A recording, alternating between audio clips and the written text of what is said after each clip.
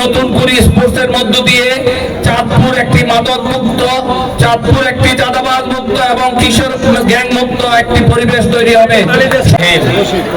চাঁদপুর জেলা প্রশাসন আয়োজিত নতুন কুড়ি স্পোর্টসের এই আজকের উদ্বোধনী অনুষ্ঠানে আমাদের সাথে উপস্থিত বাংলাদেশ মাননীয় মন্ত্রী শিক্ষা প্রতিনিধি সন্তান কচুয়া একের চাঁদপুরের সন্তান আমাদের সকলের প্রিয় মিলন ভাই এবং জেলাতে আমাদের এই নতুন কুড়ি স্পোর্টসের আমাদের প্রধান অতিথি হিসাবে সিলেটে উদ্বোধন করেছেন মাননীয় প্রধানমন্ত্রী আমাদের সকলেরই প্রিয় নেতা তারেক রহমান।